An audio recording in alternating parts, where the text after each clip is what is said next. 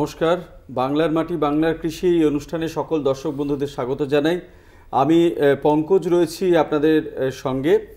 আসলে আমরা এই অনুষ্ঠানে আপনারা জানেন নানান রকম কৃষির বিষয় নিয়ে আলাপ আলোচনা করি এবং সেই বিষয়ে বিশেষ করে কৃষক বন্ধুদের সহায়তা করার জন্য নানান রকম উপদেশ পরামর্শ এগুলো আমাদের বিশেষজ্ঞরা দিয়ে থাকেন। আজকেও তার অন্যথা হবে না। আপনারা জানেন যে ধান আমাদের প্রধান খাদ্যশস্য এবং তার মধ্যে যে প্রধান ধান সেটা এই খরিফ মরশুম বা এই বর্ষার মরশুমে যেটা বোনা হয় সেটা আমন ধান এবং এলাকার ভিত্তিতেও কিন্তু এই আমন ধানের এলাকাটা আমাদের পশ্চিমবঙ্গের সবচেয়ে বেশি অঞ্চল জুড়ে হয়। তো সেই দিক দিয়ে আমন ধানের গুরুত্ব অপরিসীম, কিন্তু যে কোনো চাষের ক্ষেত্রে তার ফলনকে যদি একটা সঠিক মাত্রায় নিয়ে যেতে হয় এবং লাভজনক জায়গায় নিয়ে যেতে হয় তাহলে সেই চাষের যে প্রাথমিক পর্যায়গুলো রয়েছে, যে দিকগুলো রয়েছে, সেই দিকগুলোকে কিন্তু যতটা সম্ভব বৈজ্ঞানিক উপায়ে যদি চাষ আমরা কৃষক বন্ধুরা করি তবেই আমরা ফলনকে আমাদের যে লক্ষ্য সেই লক্ষ্যে আমরা পৌঁছে নিয়ে যেতে পারবো, অর্থাৎ লাভ করতে পারবো। আজকে আমাদের আলোচনার বিষয় আমন ধান রোপণ পদ্ধতি এবং মূল জমির পরিচর্যা, এবং এই নিয়ে আলোচনা করবার জন্য আমাদের মধ্যে উপস্থিত রয়েছেন দুজন বিশিষ্ট সরকারি আধিকারিক। আমার ঠিক বাপাশেই রয়েছেন ডক্টর মৃণালকান্তি বেরা, যুগ্ম কৃষি অধিকর্তা পি ফার্টিলাইজার হেডকোয়ার্টার যেসব বিল্ডিং কলকাতা, এবং রয়েছেন ডক্টর পার্থ চৌধুরী, যুগ্ম কৃষি অধিকর্তা পি ফার্টিলাইজার হেডকোয়ার্টার যেসব বিল্ডিং কলকাতা, এবং রয়েছেন অবশ্যই আপনারা মানে দর্শক বন্ধুরা যারা টেলিভিশন স্ক্রিনে যাওয়া নম্বর, আমি নম্বরটা আরেকবার বলে দিচ্ছি 03322500159, এই নম্বরে ফোন করে আপনারা সরাসরি আজকের এই আলোচনায় যোগ দিতে পারেন। আমি আপনার কাছে শুরুতেই মৃণালবাবু আসব যে এখন কিন্তু মাঠে আমন ধান রোয়ার কাজটাই চলছে এবং কেউ কেউ জমি তৈরির কাজও করছেন। কি ধরনের জমি আমন চাষ করার জন্য উপযুক্ত বলে আপনারা মনে করেন বা আপনি মনে করেন? আমন ধান চাষের জন্য জমির ক্ষেত্রে আমরা যদি মাটির কথা বলি তাহলে বেলে দোআঁশ থেকে এঁটেল যে কোনো মাটিতেই আমন ধান চাষ করা যায়, এবং জমির যদি অবস্থান অনুযায়ী আমরা দেখি উঁচু নিচু মাঝারি যে কোনো ধরনের জমিতেই আমরা আমন ধান চাষ করতে পারি। তা এবার জমির অবস্থান অনুযায়ী কিংবা জমির চরিত্র অনুযায়ী এবং মাটির চরিত্র অনুযায়ী শুধু আমাদের বিভিন্ন জাত নির্বাচন করতে হয় আলাদা আলাদা, নাহলে আমরা যে কোনো ধরনের জমিতেই কিন্তু আমন ধান চাষ করার আমরা চেষ্টা করতে পারি এবং ভালো ফলনও সেখান থেকে নিয়ে আসতে পারি। আচ্ছা পার্থবাবু, সাধারণভাবে কৃষক বন্ধুরা শুরুতেই বীজতলা তৈরি করেন, সেখানে রোপণ করেন এবং তারপরে মূল জমিতে তারা চারাটা রোপণ করেন। তো এই যে মূল জমিতে তারা চারা রোপণ করবেন, এই জমিটাকে তারা কিভাবে তার আগে তৈরি করবেন সেটা যদি একটু বলেন। দেখুন, আমরা প্রথাগত পদ্ধতিতে ধান যেভাবে চাষ হয় সেটা মূলত জমিতে জলের প্রাচুর্য বা জল ধরে রেখেই হয়। সুতরাং এবং গাছের চারা যেহেতু গাছের শিকড় যেহেতু মোটামুটি 5-6 ইঞ্চি অবধি যায়, 5-6 ইঞ্চি অবধি দুবার গভীরভাবে চাষ দিয়ে শুকনো অবস্থায়, তারপরে আবার জমিতে জল ঢুকিয়ে কাদা করে 3-4 বার চাষ দিয়ে জমিটাকে ভালো করে, আমরা বলে থাকি এটা জাবর দেওয়া আর কি, ভালো করে জমিটাকে পচিয়ে তারপরে সমান করে জমিতে ধান বোনা হয় আর কি। আচ্ছা, মানে আমরা সহজ ভাষায় অনেক সময় শুনি যে কাদা কাদা করে দেওয়া, সেটা কাদানো চাষ, সেটা হচ্ছে প্রথাগত পদ্ধতি। আচ্ছা আচ্ছা, আরেকটা বিষয়, এই যে মূল জমি তৈরি করার সময় যেটার কথা উঠলো যে কাদানো জমি তৈরি করার সময়, এই সময় কি সার প্রয়োগের বিশেষ মানে জরুরি খুব, এবং সেই সারটা কি জৈব সার হওয়া খুব বাঞ্ছনীয়, সেটা হলে ভালো হয়? যদি দর্শক বন্ধুদের এবং কৃষক বন্ধুদের এই ব্যাপারে আপনি আরো একটু সুপারিশ করেন। আমরা সার প্রয়োগের ক্ষেত্রে বিষয় যেটা রয়েছে যে গাছ ভালোভাবে বৃদ্ধি পেতে গেলে, তার ভালো ফলন দিতে গেলে গাছেদের খাদ্য দিতে হবে।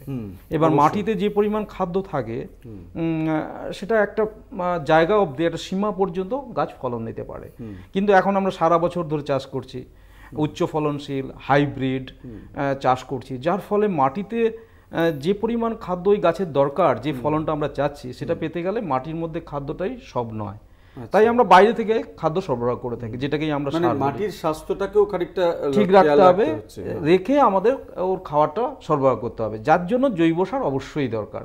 জৈব এবং রাসায়নিক সার মিলিয়ে আমাদের খাদ্য দিতে হয় গাছের জন্য, এবং জমি তৈরির সময়ই জৈব সারগুলো দিতে হয়।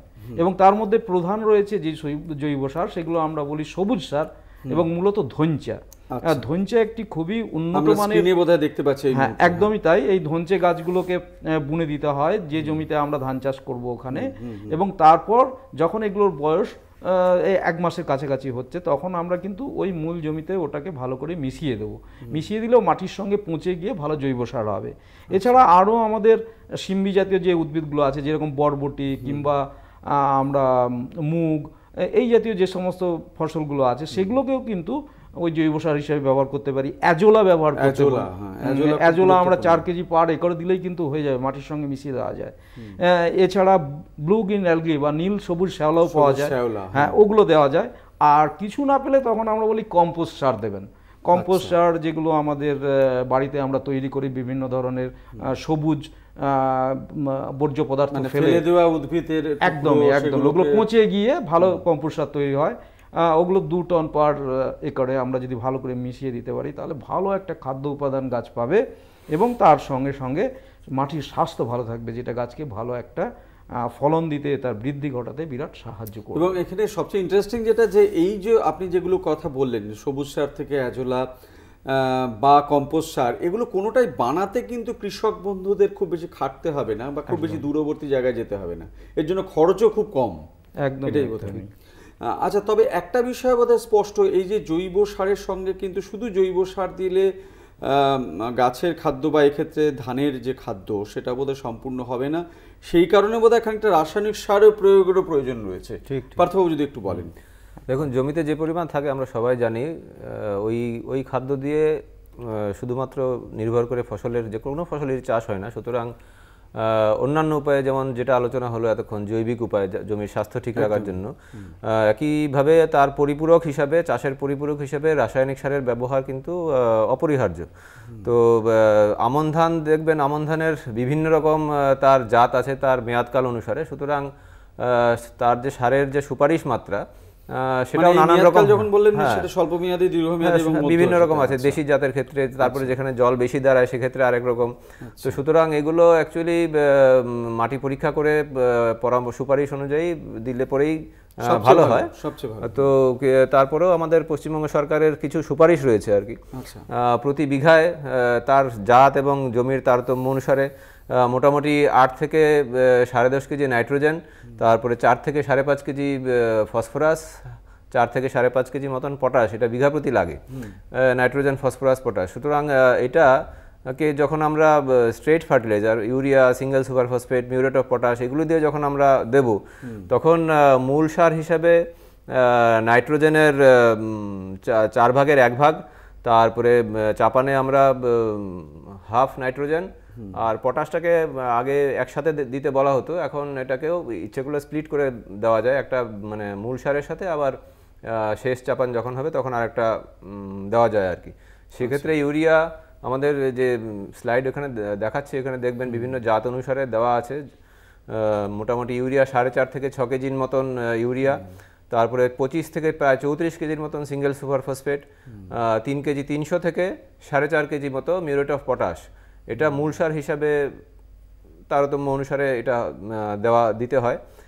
তারপরে যেহেতু চাপান সারের সময় ইউরিয়া দিয়ে সাধারণত আমরা দিয়ে থাকি, সেখানে প্রায় অর্ধেক, যা টোটাল যা ডোজ আছে তার অর্ধেক, প্রায় 9 থেকে 12 কেজি মতন ইউরিয়া, সেটা পাশ কাটে যখন ছাড়ে সেই সময় গাছের খাদ্যের প্রয়োজন হয়, সেই সময় একবার দিতে হয়।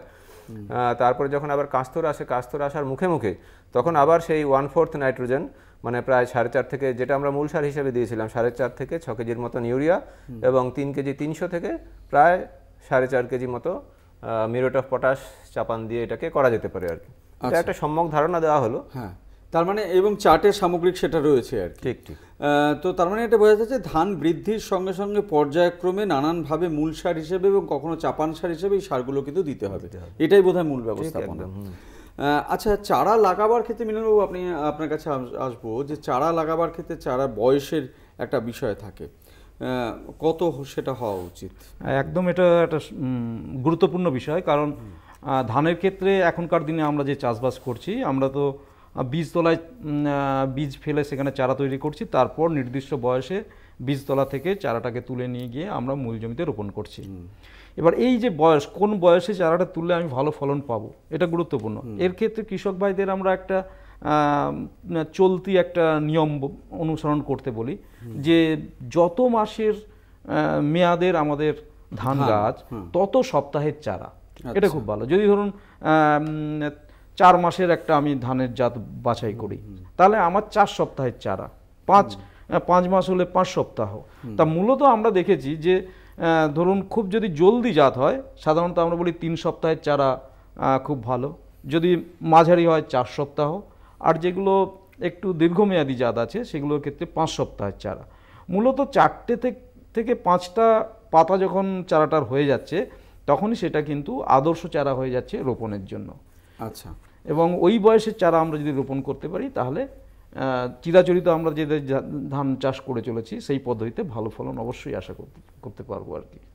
আচ্ছা, রোপণের কথা যখন আমরা আলোচনা করছি তখন রোপণ করার ক্ষেত্রে অনেকগুলো বিষয় গুরুত্বপূর্ণ। যেটা সবচেয়ে বেশি গুরুত্বপূর্ণ সেটা হচ্ছে এই চারা রোপণের দূরত্ব কতটা হবে এবং গুছিতে কতগুলো থাকবে সেইটা যদি একটু কটা চারা দেওয়া উচিত আর কি একটা গুছিতে, সেটা যদি একটু আপনি বলেন পার্থ। নতুন মানে এখন যেটা আমরা সাধারণভাবে চাষ করে থাকি সেই ক্ষেত্রে ধানের যে চারা সেটাও আপনার তার মেয়াদকাল কত তার উপরে নির্ভর করে। আচ্ছা, যত মেয়াদ বেশি তত সেটাকে একটু মানে গ্যাপে মানে ফাঁক দিয়ে লাগাতে হয়, তার জন্য স্বল্পমেয়াদী চারা 8 ইঞ্চি বাই 4 ইঞ্চি, এটা হচ্ছে স্বল্পমেয়াদীর ক্ষেত্রে। তারপরে মেয়াদকালটা যখন আবার একটু বাড়ছে মধ্যমেয়াদী, তখন সেটাকে ডিস্টেন্সটাকে আমরা একটু আবার বাড়াচ্ছি 6 ইঞ্চি বাই 6 ইঞ্চি।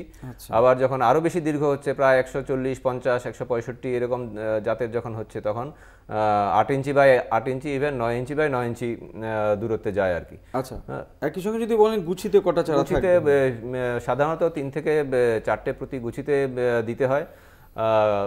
কিছু কিছু ক্ষেত্রে যেখানে দীর্ঘমেয়াদী ধান বা যেখানে অতিরিক্ত জল জমে সেখানে ইভেন 7-8টা অবধিও গুছিতে দেওয়া হয় আর কি। যেখানে কি বলবো, যেখানে ধানের ফলন যেখানে সাধারণত কম হয়, ভালো প্রোডাকশন আনতে গেলে তখন 7-8টা গুছিতে, যেখানে জল বেশি দাঁড়িয়ে যায়, তার পাশকাঠি সংখ্যা কম হবে, কৃষক তার নিজের অভিজ্ঞতা থেকে বুঝতে পারেন, সেক্ষেত্রে 7-8টা অবধি দিতে হবে। এবং একটা কথা এখানে মাথায় রাখতে হবে যে চারা যখন আমরা রোয়া হয় তখন কিছু চারা মরেও যেতে পারে, সেই জন্য কিছু চারা জমির এক কোণে আলাদাভাবে বাঁচিয়ে রাখতে হবে এবং 7 দিনের মধ্যে সেই গ্যাপটাকে ফিলিং করতে হবে। আচ্ছা, এই মোটামুটি দূরত্ব সঠিক না রাখলে নানা রকম রোগ পোকাও আক্রমণ দেখা দেয় পরবর্তীতে। আচ্ছা, অনেকে ভাবেন উৎপাদন বেশি পাওয়ার জন্য, ফলন বেশি পাওয়ার জন্য কাছাকাছি বেশি করে বুনে দেওয়া আর কি, সেই ক্ষেত্রে কিন্তু রোগ পোকার উপদ্রবটাও বেড়ে যেতে পারে, তাই তো? ঠিক ঠিক। আচ্ছা, আপনাকে একটা বিষয় জিজ্ঞেস করবো মৃণালবাবু, যে এই যে চারা রোপণ করছেন একজন কৃষক বন্ধু, সেটার গভীরতা নিয়েও কিন্তু একটা ধন্দ থাকে আর কি, কতটা গভীরে দিলে ভালো হবে আমরা একটু বলেন। হ্যাঁ, আমরা চিরাচরিত পদ্ধতিতে যে যখন ধান চাষ করি তখন রোপণের ক্ষেত্রে মাটির বেশি গভীরে কিন্তু কখনোই রোপণ করতে নেই। সাধারণত আমরা বলি 2 ইঞ্চি বা 5 সেন্টিমিটার। আমরা চারাটা যেটা রোপণ করব গুছিতে 3টে থেকে 4টে কাঠি দিয়ে, এমনি যে আমাদের উচ্চ ফলনশীল জাতগুলোর ক্ষেত্রে ওটা ওই রকম গভীরেই রোপণ করতে হবে। এর বেশি মাটিতে আমরা যদি ওই চারাগুলো পুঁতে ফেলি তাহলে কি হবে, তাহলে পাশ কাঠি ঠিক মতো ছাড়বে না, তাহলে আমার গ্রোথ ভালো মানে বৃদ্ধি ভালো হবে না, ভালো ফলন আসবে না।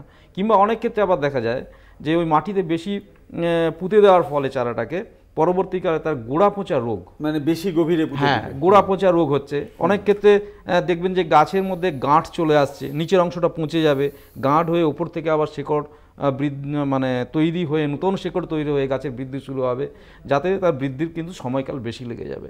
এতে আমাদের ফলনটা অনেক ক্ষেত্রে অনেকটা ঘাটতি চলে আসে। তাই বেশি গভীরে কখনোই নয়, আমাদের 2 সেন্টিমিটার এটাই হচ্ছে আদর্শ ডেপথ বা গভীরতা চারা রোপণের। আচ্ছা, দর্শক বন্ধুরা, আজকে আমরা আলোচনা করছি আমন ধানের রোপণের পদ্ধতি এবং মূল জমির যে পরিচর্যা সেগুলি নিয়ে। ইতিমধ্যেই আমরা রোপণের চারা রোয়ার ক্ষেত্রে বেশ কিছু নিয়ম কানুন কিন্তু আমরা শুনলাম। আর কি কিছু পার্থক্য গুরুত্বপূর্ণ জায়গা রয়েছে যেটা দর্শক বন্ধুদের উদ্দেশ্যে আপনি বলতে চাইবেন? দেখুন, ধান রোয়ার ক্ষেত্রে ধানের যেরকম দূরত্ব মানে কত ডিস্টেন্সে লাগাবো এবং লাইন টু লাইন স্পেসিং মানে দূরত্ব যেটা, সেটা যেভাবে আলোচনা করা হলো, এটার থেকে স্পষ্ট যে ধানের চারা সবসময় সারিতে বা লাইনে রোয়া করা উচিত আর কি। আচ্ছা। তাহলেই আলো বাতাস ভালো খেলবে। অনেক জায়গায় আমরা মানে দেখি যে লাইন মেনটেন না করে লাগানো হয়, তাতে আলটিমেটলি পাশকাঠি কম ছাড়তে পারে বলেই ফলনটা কম হয়। সুতরাং যারা লাইন দড়ি টেনে লাইন বরাবর লাগাতে হয় এবং এটা পূর্ব পশ্চিম বরাবর লাগাতে হয়, যাতে জমিতে ভালো করে আলোটা খেলে। আলো খেললে শালক সংশ্লেষ ভালো হবে, এটার সাথে জড়িত ফলনও ভালো হবে। এবং বিশেষ ক্ষেত্রে এখানে একটা জিনিস আমি বলবো যে সমস্ত জায়গায় বাদামি শোষক পোকা বা ব্রাউন প্ল্যান্ট হপার ইংরেজিতে আমরা বলি, এটার যেখানে উপদ্রবপূর্ণ এলাকায় যেখানে দেখা যায়, জমির মানে গাছের নিচের দিকে যদি ময়েশ্চার বা হিউমিডিটি যদি বেশি থাকে, তখন এরা বংশবৃদ্ধি করতে পারে। যার জন্য আমরা ওই 8 থেকে 10 সারি অন্তর একটা সারি আমরা গ্যাপ রেখে দিতে বলি, ওটাকে আমরা ইংরেজিতে বলি স্কিপ্রো, বা একটা সারিকে আমরা তুলে দিলাম আর কি। এই স্কিপ্রো পদ্ধতিতে যে ব্রাউন প্ল্যান্ট হপারের যে আক্রমণ, সেটা কিছুটাই মানে এখান থেকে ঠেকানো যায় আর কি। তো এইটা আমরা অবলম্বন করতে পারি, সারিতে বোনা এবং স্কিপ রো করার। আচ্ছা, আমরা ধান রোয়ার ক্ষেত্রে প্রথাগত বেশ কিছু পদ্ধতি এতক্ষণ ধরে আলোচনা করছিলাম। এখন প্রযুক্তির উন্নতির সঙ্গে সঙ্গে, আধুনিকতার সঙ্গে সঙ্গে আরও বেশ কিছু উপায় কিন্তু আমাদের হাতে চলে এসেছে। আমি একটু মৃণালবাবু আপনার কাছে আসব। সেই পদ্ধতি প্রকরণগুলো প্রথাগত পদ্ধতির বাইরে যেগুলো রয়েছে একটু যদি বলেন। বর্তমান দিনে আমাদের অনেকগুলো আধুনিক প্রযুক্তি ধান চাষের ক্ষেত্রে প্রয়োগ হচ্ছে, কৃষকরাও খুব ব্যাপকভাবে সেগুলো ব্যবহার করছেন। যেরকম সব থেকে জনপ্রিয়তা যেই প্রযুক্তি পেয়েছে সেটা হচ্ছে প্যাডি ট্রান্সপ্ল্যান্টার। প্যাডি ট্রান্সপ্ল্যান্টার আমাদের মূলত উত্তরবঙ্গে ব্যাপক জনপ্রিয়তা লাভ করেছে। এটা একটি যন্ত্র, যে যন্ত্রের মাধ্যমে চারাকে একটা জমিতে রোপণ করে দেওয়া যাবে, এবং এর জন্য কিন্তু বিশেষভাবে অবশ্য চারা তৈরি করতে হয় ব্যাপক পদ্ধতিতে, যেখানে চারাগুলোকে ভালো করে একটা ট্রের মধ্যে তৈরি করতে হয়। পরবর্তীকালে নির্দিষ্ট বয়সের চারাগুলোকে ট্রে থেকে কেটে কেটে ওই যন্ত্রের পেছনে সাজিয়ে দিতে হয়। এবার কৃষক ওই বন্ধু ওটা চালিয়ে নিয়ে যাবেন জমিতে, অটোমেটিক চারাগুলো নির্দিষ্ট দূরত্বে রোপণ হয়ে যাবে। এই প্রযুক্তিটা খুবই ভালো কৃষকদের কাছে জনপ্রিয়তা পেয়েছে।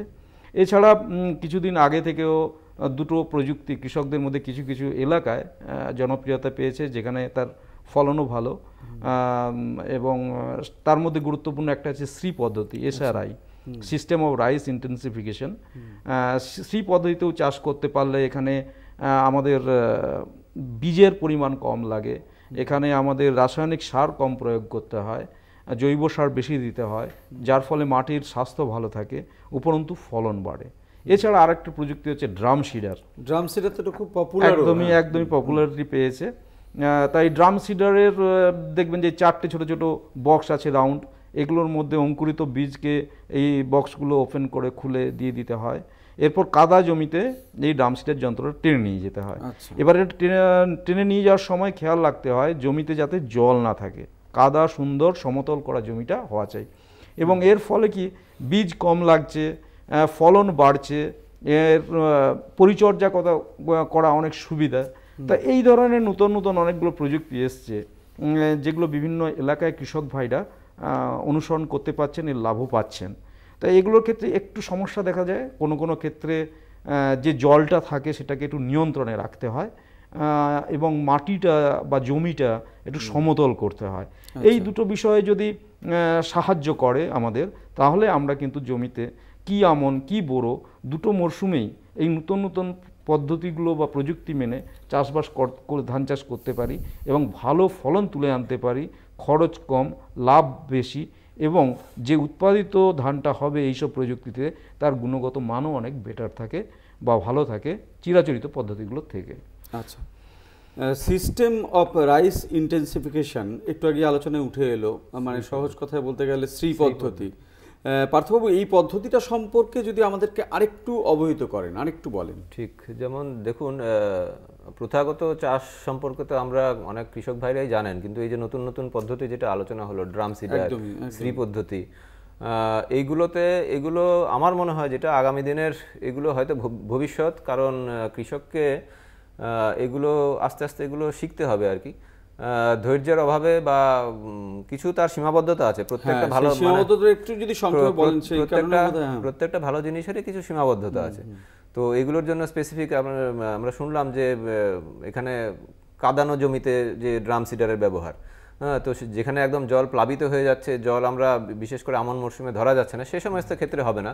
কিন্তু যেখানে জল দাঁড়ায় না, যেখানে জল নিষ্কাশনের ভালো সুবিধা আছে, সেখানে কিন্তু এই জিনিসগুলো আমরা অ্যাডপ্ট করতে পারি। কিন্তু এবং আগামী দিনে দেখবেন যে বর্ষার যা মানে প্রকৃতি এখন ধরন পাল্টেছে, কোনো বছর বর্ষা হচ্ছে তো কোনো বছর খরা হচ্ছে। তো যে বছর বর্ষা কম সেই সমস্ত জায়গায় কিন্তু এই পদ্ধতিগুলো খুব ভালোভাবে সাকসেসফুল হতে পারে, যার জন্য বড় মরশুমে করা অনেক ক্ষেত্রেই হয়তো সহজ, কিন্তু আমনেও উঁচু জমি যেখানে জল দাঁড়ায় না সেই সমস্ত জায়গায় এবং জল নিষ্কাশনের যদি ভালো সুবিধা থাকে সেখানে এটা করা যেতে পারে।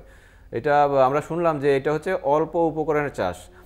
এটা একটা বড় স্ফিয়ার, এটাকে অল্প পরিসরে আজকে এখানে মানে কমপ্লিট শেষ করা যাবে না, কিন্তু এখানে আমরা সেচের জল এবং রাসায়নিক সার প্রায় 20 থেকে 25% কম রাসায়নিক সার লাগে। তারপরে সেচের জল, এখানে যেহেতু জল ধরে রাখা হয় না, সবসময় ছিপছিপে জল থাকবে, কাদা কাদা থাকবে, 1 ইঞ্চি 2 ইঞ্চি 3 ইঞ্চি যেরকম জল ধরে থাকে আমনে, সেখানে এরকম থাকবে না। এবং বীজের পরিমাণও এখানে কম লাগবে। এবং বীজ যে চারা, এটা মাত্র 2 পাতা অবস্থায় সেটাকে জমিতে রোপণ করতে হবে। 1 একরের জন্য 2 থেকে 3 কেজি। এগুলো শুনলে যারা এটা করেননি বা যারা এটা সম্পর্কে অবহিত নন তাদের কাছে হয়তো অবাক লাগবে।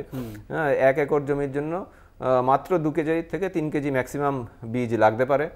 এবং এটার বৈশিষ্ট্য হলো যেখানে চারা তৈরি হবে সেখানে মূলত এটা জৈব সারের উপরে চারাটা তৈরি হবে। চারা যখন রোয়া হবে সেটা চারাটা টেনে কিন্তু তোলা যাবে না, একদম মাটি সমেত, মাটি যাতে লেগে থাকে সেই অবস্থায় চারাটাকে রোপণ করতে হয়। যার জন্য বলা হয় যে বীজতলা যেখানে চারাটা তৈরি হবে সেখানে এক স্তর একদম নিচে জৈব সারের একটা স্তর থাকবে, তারপরে জৈব সার এবং অল্প মাটি দিয়ে আরেকটা স্তর তৈরি করতে হবে, যে তারপরে বীজ বুনে বীজের ওপরে আবার আবার জৈব সার দিতে হবে, যাতে চারাটা আমি হালকা করে তুললেই মাটি সমেত যেন উঠে আসে। এবং খুব অল্প দিনের চারা, 8 থেকে 12 দিনের চারা 2 পাতা অবস্থায় এটাকে জমিতে রোপণ করতে হয়। জমিতে জল থাকবে না, ছিপছিপে থাকবে। এবং পরবর্তীতেও যখন সেচ হবে তখন ছিপছিপে সেচ দিতে হবে। এর সমস্যা মূলতই যেহেতু খুব ডেলিকেটলি চারাটাকে তুলতে হয়, একটু শ্রমিক বেশি লাগে এবং জলের যেহেতু মানে পুরো জল দিয়ে চাষটা হয় না, ওই জন্য আগাছার একটা সমস্যা দেখা দেয়। কিন্তু এই আগাছার যখন প্রসঙ্গটা এলো, এই যে পরিচর্যার ক্ষেত্রে একটা বড় জায়গা কিন্তু আগাছা নিয়ন্ত্রণ, এবং আমরা জানি একটা ফসলের ক্ষেত্রে কিন্তু আগাছা প্রায় 30 থেকে 40% তার ফলনে ক্ষতিগ্রস্ত করতে পারে। আপনি যদি একটু বলেন এই আগাছা নিয়ন্ত্রণের ব্যাপারে। হ্যাঁ, আগাছাকে তো আমরা ফসলের প্রধান শত্রুই বলি, এবং রোগ পোকা এগুলো যত না ফসলের ক্ষতি করে তার থেকে আগাছা অনেক বেশি ক্ষতি করে। এবং আগাছা নিয়ন্ত্রণের জন্য আমাদের প্রথম থেকে আমরা ব্যবস্থা নিতে বলি। যদি আমরা মানে সুসংগত উপায়ে আগাছা নিয়ন্ত্রণের কথা বলি, তাহলে প্রথম থেকে যখন আমরা বীজ নির্বাচন করছি, বীজটা ভালো হওয়া চাই। যদি বাড়ির বীজ থাকে তাহলে সেটা সুন্দরভাবে যাতে আগাছার কোনো বীজ না থাকে, আমরা ভালো সার্টিফাইড সিড আনলাম। বীজতলা যেটা তৈরি করছি সেই বীজতলাতে যাতে ভালো করে মাটিটা পচানো হয়, সেখানে আগাছার যাতে বীজ না থাকে, কারণ তাহলে চারার সঙ্গে বীজ আগাছা চলে আসতে পারে। এবার মূল জমিতে যখন আমরা জমি তৈরি করছি, ভালো করে মাটিটাকে আমরা তৈরি করতে পারি এবং পুঁচিয়ে দিতে বলি। যদি 1 সপ্তাহ আমরা মাটিটা পচাতে পারি, তাহলে ওর মধ্যে আগাছা যা থাকবে সেগুলো নষ্ট হয়ে যাবে। এবার চারা রোপণের সময়ও আমাদের একটু বাছাই করে নিতে হয়। ধরুন আমরা চারা রোপণ করতে যাচ্ছি, হাতে একটা আগাছার চারা পড়লো, তাহলে সেটাকে আমরা ফেলে দিয়ে তারপর চারাটা রোপণ করলাম। এই ধরনের পদ্ধতিগুলো অনুসরণ করতে হবে। এবং এরপরে মূল জমিতে 2 বার হাত নিড়ানি দিতে হবে। 2 বার মানে আমরা বলি যে প্রথমের দিকেই 10 দিনের মাথায় আমরা যদি একটা, এবং 20 দিনের মাথায় হাত নিড়ানি, কিংবা এখন দেখবেন আগে ছিল জাপানিজ প্যাডি উইডার যন্ত্র ছিল, এখন কোনো উইডার এসছে, কোনো উইডার দিয়ে আমরা আস্তে আস্তে কিন্তু ওই দুটো সারির মাঝখানে আস্তে আস্তে যদি কোনো উইডারটা চালিয়ে নিয়ে যেতে পারি, তাহলে আগাছাগুলোকে কেটে ওই জমিতেই ওটা কিন্তু পুঁতে দেবে এবং পরবর্তীকালে পৌঁছে গিয়ে একটা ভালো জৈব সারও হবে, আগাছাও নিয়ন্ত্রণ হবে।